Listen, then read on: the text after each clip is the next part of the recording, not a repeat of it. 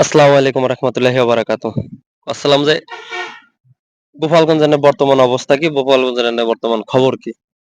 আসলে এখন গোপালগঞ্জের বাইরে যারা থাকে ঢাকা, চট্টগ্রাম, সিলেট বা দেশের বাইরেও যারা থাকে সবারই এখনো কৌতূহল আছে গোপালগঞ্জের খবর কি? গোপালগঞ্জের খবর কি? তো তাকে উদ্দেশ্যে কই গোপালগঞ্জের আজকের খবর হচ্ছে আবহাওয়া খুবই ভালো। হালকা হালকা বৃষ্টি হচ্ছে, মৃদু বৃষ্টি। হ্যাঁ, আমাকে দেশি ভাষায় যেটারে হেছলা বৃষ্টি কয়। হ্যাঁ, গুঁড়ো বৃষ্টি। তো এই গুঁড়ো বৃষ্টি হচ্ছে আর প্রচন্ড বাতাস। কিন্তু এই খবর শোনার জন্য তো আর আপনারা মেসেজ বা ফোন দেন না। আপনারা ফোন দেন হচ্ছে হলো আসলে মামলা হামলা ধরপাকড়ের কি খবর। এটি হলো জায়গায় আসি। আর এই কথা কওয়ার আগে একটা কথা কই শেষে মানে বিতাল একটা মজার খবর দেবো বা তাহলে একটা মজার খবর দেবো এটি একটু শুনে যান ভিডিওটা পুরোটা দেখেন। বর্তমান খবর হচ্ছে হলো এই যে এনসিপি আগমনে গোপালগঞ্জে যে হামলা মামলা বা যে ধরপাকড় বিষয়টা বা যে গুলিগুলা হলো এর তো বিচার আগামীতে ইনশাল্লাহ একদিন হবে। সাধারণ জনগণ হিসেবে আশাবাদী। তো এর ক্ষেত্রে কি হলো? এনসিপি আসলো, সমাবেশ শেষ করলো। এনসিপি আসার আগে কিছু বিচ্ছিন্ন ঘটনা ঘটলো যাতে তারা না আসে। তারপরেও আসলো। তারাও জিদ করে আসলো এবং আসার পরে তারা স্লোগান-টোলোগান দিল। একজন মহৎ ব্যক্তির তার জন্মস্থান শহরে দাঁড়াইয়ে তারে কত কিছু বইলে তারা স্লোগান-টোলোগান দিয়ে, হ্যাঁ? তারা পথযাত্রা বাদ দিয়ে তারা গাড়িতে উঠে যাত্রা শুরু করলো। তো এক পর্যায়ে লঞ্চ ঘাট যাওয়ার পরে যেটুকু ভিডিওতে দেখলাম বা অনলাইনের মাধ্যমে শুনলাম, তো এক পর্যায়ে যখন যাত্রা শুরু করলো তখন এলোপাথারি ইট পাটকেল দিয়ে ঘাই শুরু হলো। তো ঘাই শুরু হওয়ার এক পর্যায়ে মানুষ বা পুলিশ বা সেনাবাহিনী মানুষে এই উচ্ছৃঙ্খল বা যারা জনতা ছিল যাদের প্রতি তাদের ক্ষোভ সৃষ্টি হয়েছিল তো এইগুলা বন্ধ করার আশায় এক পর্যায়ে পুলিশ বা সেনাবাহিনী যতটুকু খবর বা বাস্তবে যতটুকু শুনছি সেই থেকে তো বলতেছি তো এক পর্যায়ে তারা গুলি করলো এবং যেসব ভিডিও ফুটেজ দেখলাম বা যেসব ছবি দেখলাম আমার যতটুকু ধারণা লম্বা লম্বা বুলেট সেগুলা AK-47 হতে পারে বা টিয়ার গ্যাস যেগুলাই হোক এইগুলা চালাইছে সরকার বাহিনী হোক সেনাবাহিনী হোক পুলিশ হোক বা ধরেন অবঞ্চিত কোনো লোক চালাইছে গুলির সাইজ এরকম বড় বড় তাতে সাংবাদিকের ধারাভাষ্য মোতাবেক 5 জন লোক ইন্তেকাল করছে এবং বেশ কিছু লোক গুলি বিধ্বস্ত মানে গুলি ঢুকছিল তারা অনেক আহত অবস্থায় এদিক সেদিক ভর্তি ছিল কেউ আর হাসপাতালেও যায়নি তো এক পর্যায়ে 5টার প্রাণ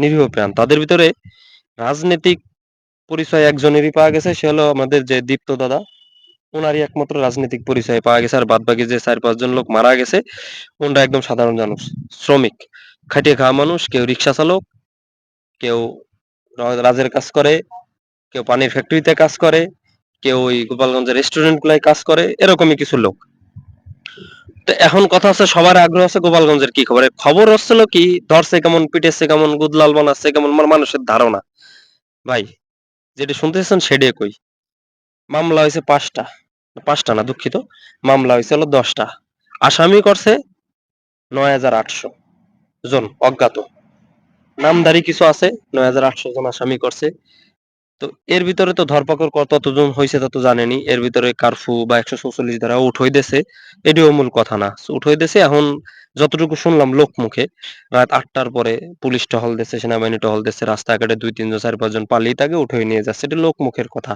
সঠিক জানি না লোকমুখের কথা উঠাই নিয়ে যাচ্ছে তাকে ওই মামলায় দিয়ে দিচ্ছে এই যে বর্তমান যে মামলাগুলো করছেন আমার কথা হচ্ছে যারা এগুলা করলো বা যেগুলা উচ্ছৃঙ্খল বা যেই এইসব যুক্ত ছিল তারা অবশ্যই আমার যুক্তিগত কথা যেটা বলি যারা এই অন্যায়ের সাথে ধরেন বা এইসব আন্দোলনের সাথে ধরেন তারা তো অবশ্যই পলাতক পলাতক কিনা কারণ যে ব্যক্তি এই কাজ করছে সে তো আর ওপেনে বা খোলামেলা ভাবে বাসায় থাকবে না অবশ্যই তার কথাও না সে অবশ্যই পলাতক এখন যাকে ধরতেছি এরা অবশ্যই নিরীহ মানুষ যুক্তিতে তো এটাই আসে আচ্ছা এগুলো বাদ দিলাম এই হলো বর্তমান গোপালগঞ্জের পরিস্থিতি আর একটা ওই যে বৃষ্টি নামিয়ে দিয়েছে দেখো আমি একটা ডাঙার ভিতরে বসে আছি বৃষ্টিটা নামিয়ে দিয়েছে যাক বৃষ্টি নামুক কথা শেষ করি আর একটা কথা যেটা করছিলাম যে সবার শেষে হ্যাঁ মজার একটা কথা আছে আমাকে এলাকার তুরাবালি মামা কই তো উনি আমি যতটুকু জানি 4 মে অন্য একটা মামলা উনি যেহেতু ছাত্রলীগের সাথে ইনভলভ ছিল বা আওয়ামী লীগের সাথে ইনভলভ ছিল উনি অন্য একটা মামলায় উনি অন্য একটা মামলায় জেলখানায় গেছে গোপালগঞ্জ সদর যে জেল এই জেলেই আছে